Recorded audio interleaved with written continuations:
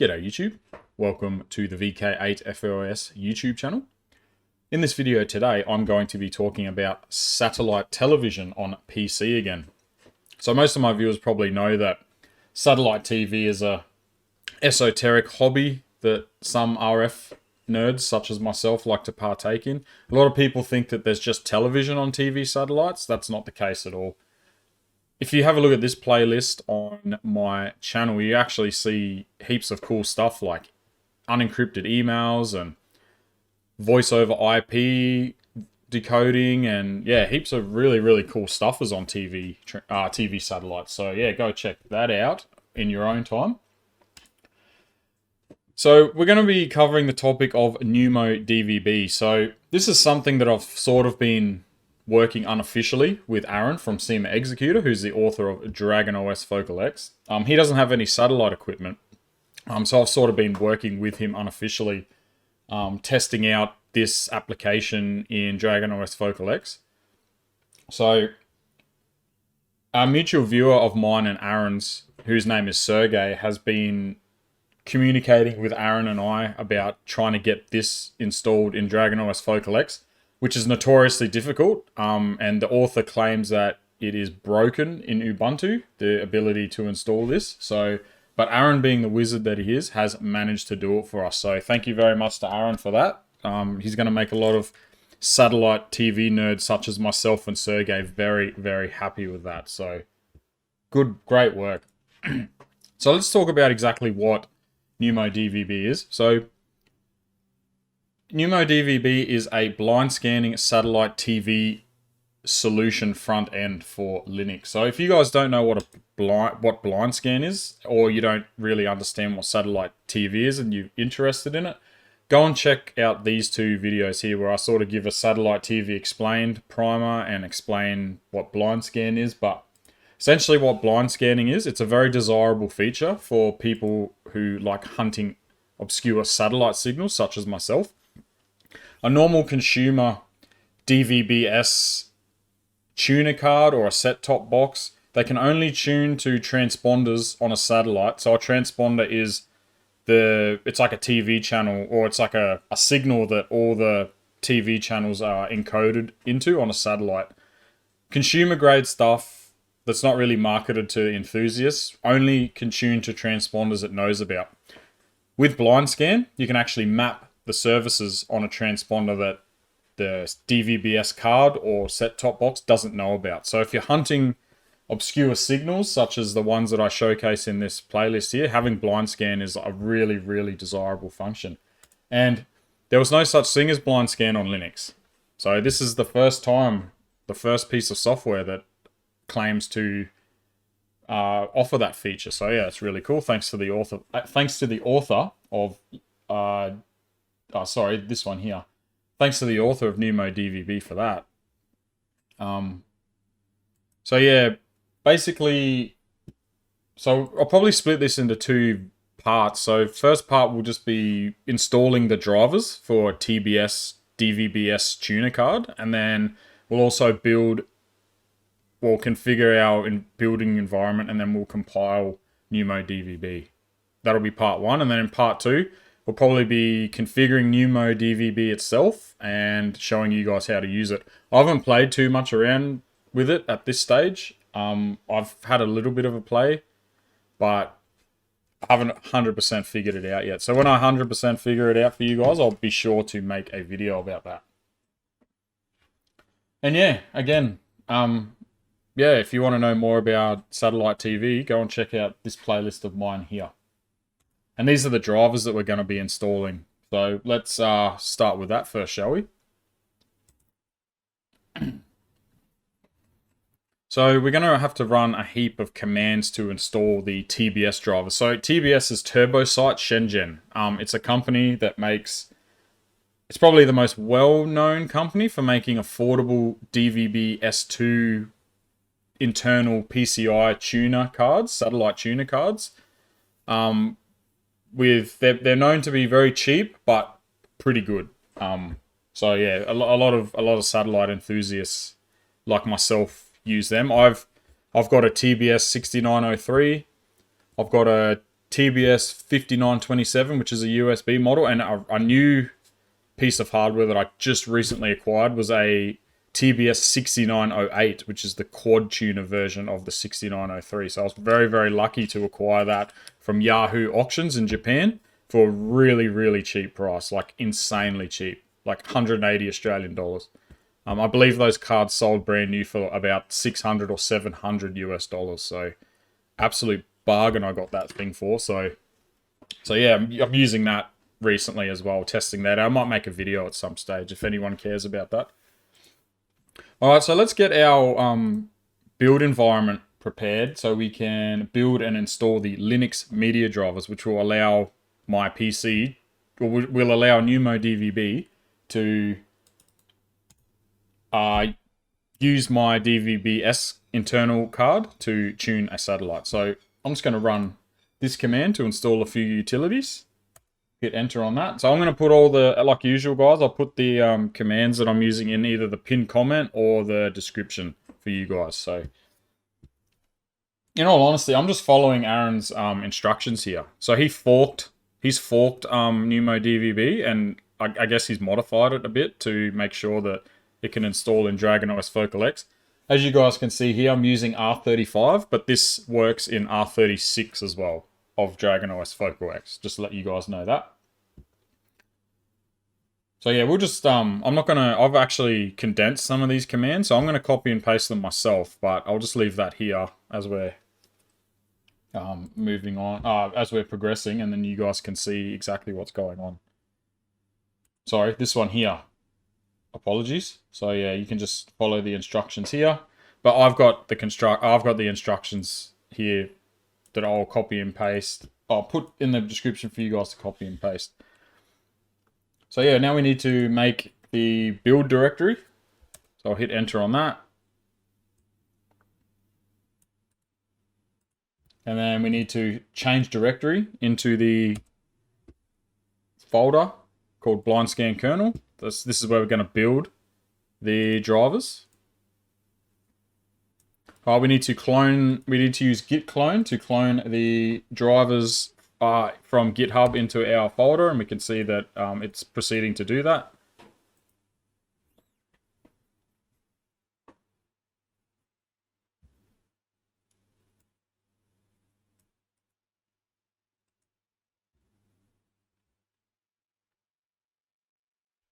You'll need probably like, I don't know, 3 or 4 gigabytes of space to follow this tutorial. Unfortunately, it takes up a lot of data building the drivers and installing NuemoDVB, unfortunately.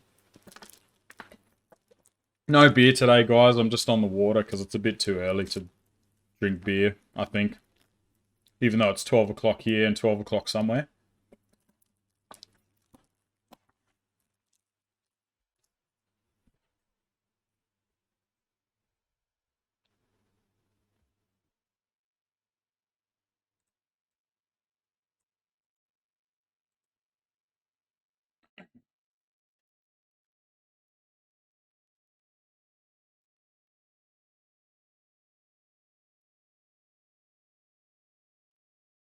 Okay, that's completed successfully.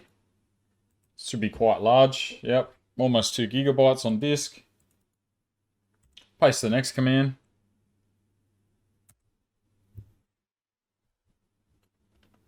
So these drivers here are different. These are patched drivers, which allow NeumoDVB to use the blind scan feature, I believe. So, okay, so we cd into that directory, and now we run the first make command.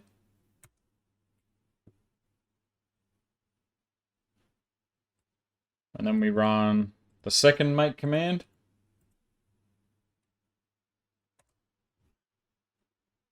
Just every time you run a make command or something like that, make sure there's no errors in the output. But I've tested this many times today, and this should go to plan, hopefully. All right, now we can actually install the drivers now.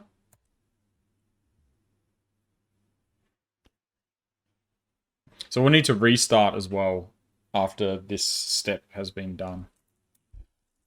Oh, sorry, no, we've got a couple more commands to install the firmware for the DVB tuner cards. Sorry, so just disregard that last one.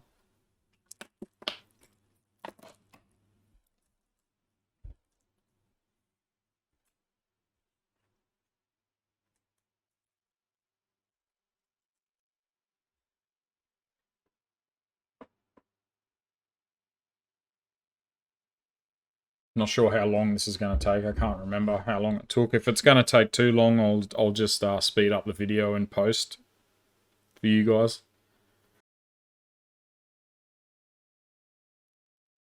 So I'll just give you guys an update on what exactly I've done with NeumoDVB so far. I haven't figured out how to blind scan yet, but I have managed to program transponders and lock transponders and watch television.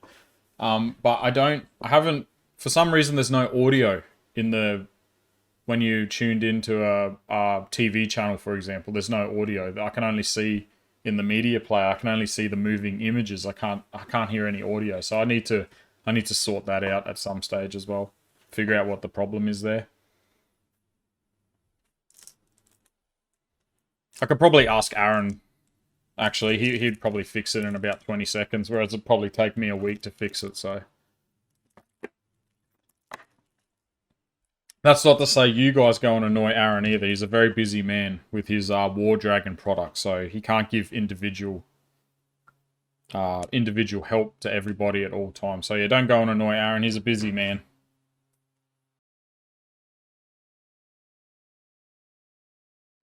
So lately I've been trialing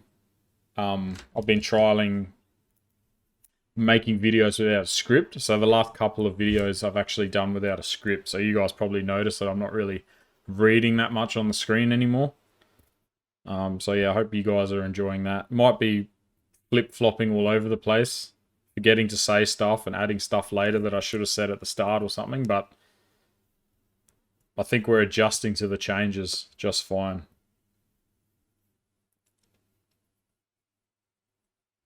Another thing I've been doing too is I recently, so anyone that likes GSM stuff probably knows what Deca is. So Deca is like a GSM encryption cracker that runs on GPUs, and I lost access. I lost access to my PC that had my GTX 1080 Ti card in it, and that was what I was using to crack GSM for experimentation and education only, of course. And that motherboard actually died. And about a month ago, I sourced a secondhand motherboard just to get that PC working again. And I actually was playing around with Deca again last night. So that was really fun. Yeah, cracking. So normally, if you run... I've sort of got old hardware here. I'm using old hardware from maybe like mid-2010s kind of thing on a server motherboard, two Intel Xeons. And cracking takes about 180 seconds. But if you use the Deca, which is a cracking utility that runs on GPUs, it actually reduces that time from 1.5 minutes to about 7 seconds. So it's pretty wild. So yeah, I was playing around with that last night. So really fun.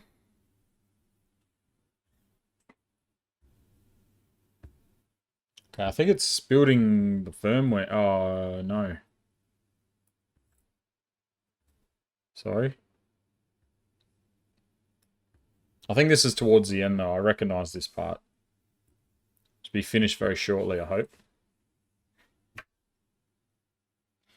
There's more GSM content I got coming out as well. Another viewer of mine sent me the GitHub link to something called GSM Assessment Toolkit, GAT. I actually played around with that the last couple of days too and actually got that working. So yeah, I'm going to definitely do a video about GSM Assessment Toolkit as well. Okay, it should be almost finished.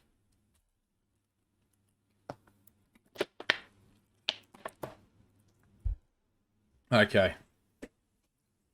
So yeah, again, when you're running commands like this, you need to check the output to see if there's any errors, and it doesn't appear there's any errors, so it's telling us we need to reboot, but before we do that, we are going to download the TBS tuner firmware. So when you connect a TBS device to Linux, I think it fetches the firmware file from your hard disk, and then maybe it's like an FPGA or something, and I don't really understand how it works, but when you attach TBS DVB-S tuner, it retrieves a file from your computer, and this is exactly what we're going to download and install now. Oh, whoops, sorry, I wrote that command incorrectly. You need to wget.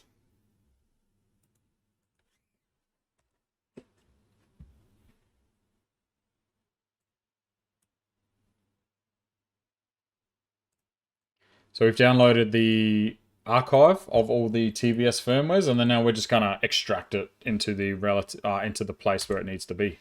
Okay, now that we've done that, we can reboot now. So we can just run the command sudo reboot, or sudo reboot, sorry. And then we'll just wait till this finishes rebooting. So yeah, I just gave it away. I'm using a virtual machine for this, not a proper computer. So, but the computer that I will be doing part 2 on actually is actually a physical machine, and it has a TBS card in it. So the fact that I'm doing this in a virtual machine doesn't change anything, okay? Everything's exactly the same.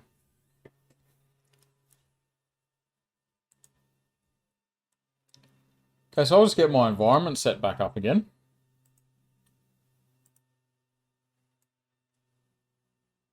After the reboot.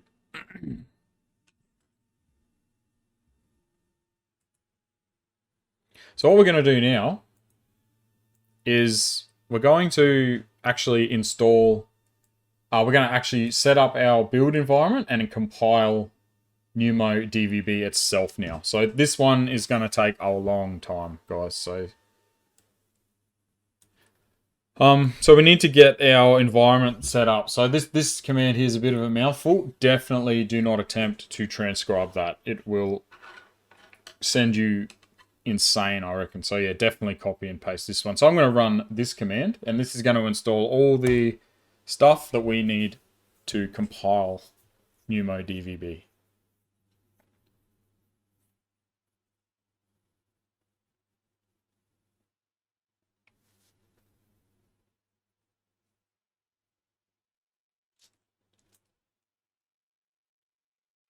So I'm not sure what DragonOS Focal versions you guys are running, but yeah, if you I'm not sure if you specifically have to run, you know, R35 or R36. If you've got R32 or 33 or 30, feel free to give this a try and yeah, report back to me and see if it worked for you.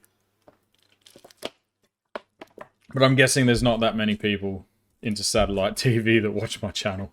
There might be 5 or so, maybe. So very surprised if there's that many, actually. It's a very esoteric hobby.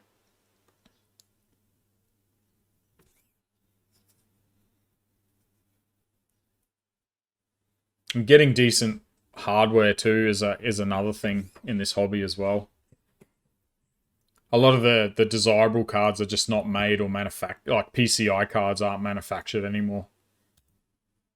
Okay, we need to so that all completed just fine. So we're going to run this command because we need to install a Python module. So I'm just going to hit enter on that.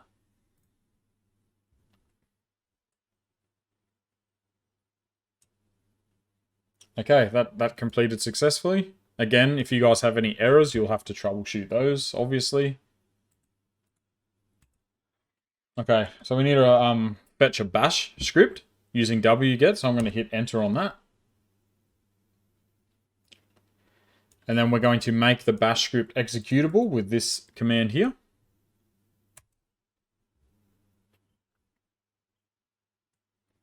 And next, we're going to launch the bash script. And I believe that's making some changes to maybe a compiler or something, I think. I should know this. But I don't, unfortunately. I should learn how something works first before acting like I know what it does.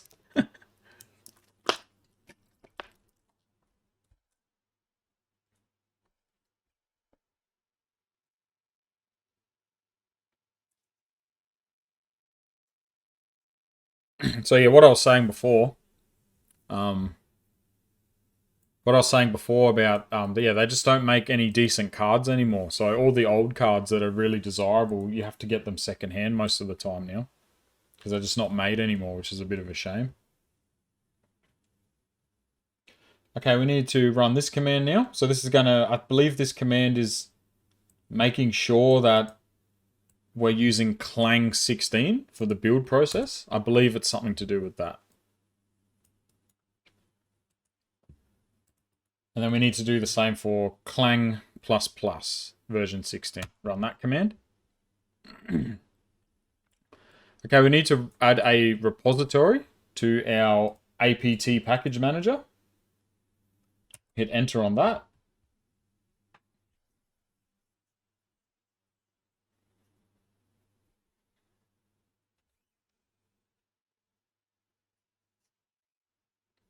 And that appeared to be successful. So now what we're going to do is we're going to install GCC 13 and G++ 13 in a single command. Hit enter on that.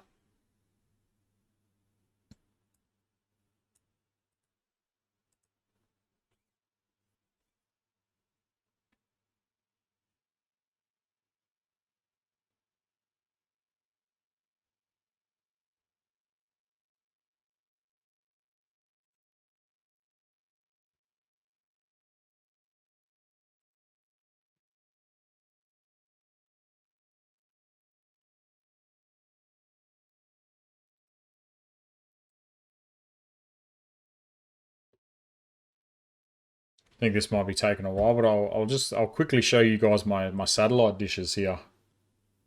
So I've got, this is a 1.2 meter offset dish, and this is, so that's just fixed looking at Intel Sat 19. And then this smaller one here is a motorized dish. So this can move sort of 180 degrees across, well, not really that much, I guess, but yeah, it can move across the sky and scan everything around here up on this arc. So that's really cool. Like in software I can point this dish anywhere basically. So 180 degrees east all the way to like 80 degrees east. So yeah, it's very, very cool piece of gear, that one. So yeah, I just thought I'd show you my dish farm while we were waiting for that command. Now I've lost where I am. Okay, cool. So we're going to do, so what we did before with Clang, we're going to do the same for G++.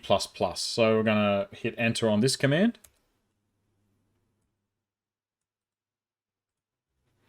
And we're going to do the same for just GCC 13. Yep, that's the one.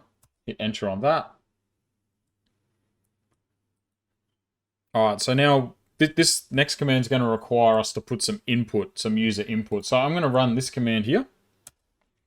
And then it's prompting us to select 0, 1, or 2. So I'm going to press 2 and then hit enter because we need to force NeumoDVB's compiler to use GCC. So we press enter on that.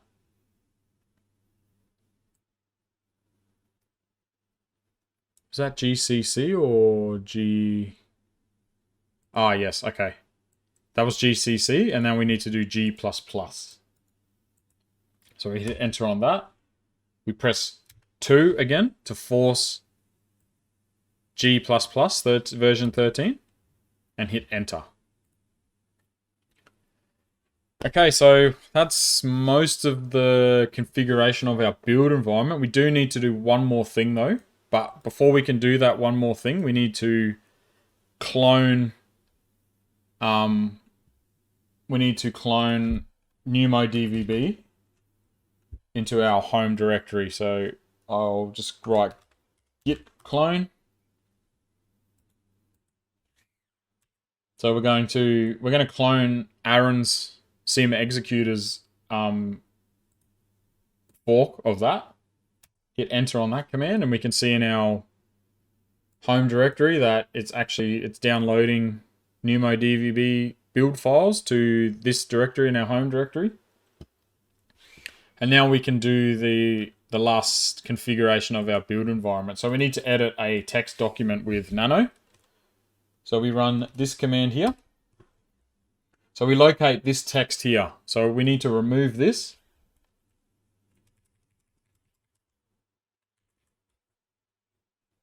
And we're going to replace it with the following. So yeah, you guys can copy and paste this from the description or the pinned comment below. I'm not sure how that's going to affect the formatting though. So you might have to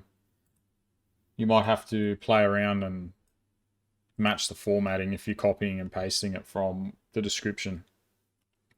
Okay, so after we've made that change, we press Control X on our keyboard. We press the Y key and then the Enter key, and then that's just like saved the changes we made to the document.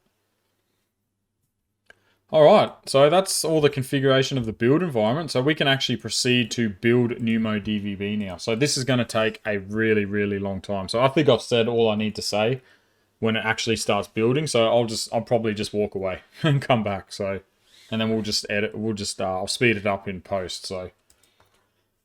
So when we're building applications in Linux, we always cd into the directory in which we cloned the stuff from GitHub into. We create a directory inside there called build. We need to also make a secondary directory called build.ext. And then we cd into the build directory. And then we run the cmake command. So don't forget, right, when you guys are copying my commands, make sure you copy them exactly as they are written. Okay, so there's actually cmake, then there's a space, and then there's 2 full stops, okay? I had someone who I was helping over email saying, bro, your cmake command's not working. You stuffed something up. And I was like, show me a screenshot of your terminal output, please. And lo and behold, he didn't put the space and 2 full stops, okay? So if I'm helping you or Aaron's helping you, right, we're spending our valuable time helping you guys, our fans, because we love you guys. Please run our commands as we write them. Thank you very much. Okay, this is going to take ages, this part.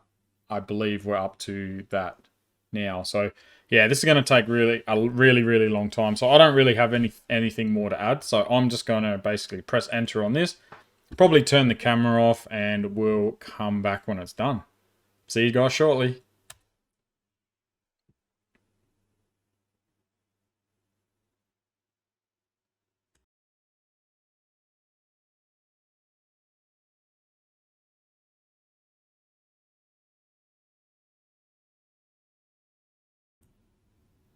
Well, for some reason that actually didn't take as long as it did when I tested it about an hour or 2 ago. So there you go. 99%, no errors. Thank you very much to Aaron from CM Executor for getting this working. Look at that, 100%. No errors in the terminal output. We are good to go, people. Good stuff. So, that'll probably be the end of this video. Just quickly, like if you guys want to get started on using NeumoDVB without waiting for part 2 of my tutorials, I'll give you guys the command to actually launch NeumoDVB. So I'll just cd back to my home directory. We'll clear that. And so if you guys navigate to, you don't have to do this, but if you guys are looking for the actual executable to start NeumoDVB, yeah, it should be in your home directory, NeumoDVB, and then inside the GUI folder, there is a file here called NeumoDVB.py, but that's irrelevant. You can just launch NeumoDVB by using this command. So I'd hit enter on that. And there we have it. That is NeumoDVB installed and running inside DragonOS FocalX R35. So yeah, once again, thank you very much to Aaron from CM Executor for getting this working for myself and others.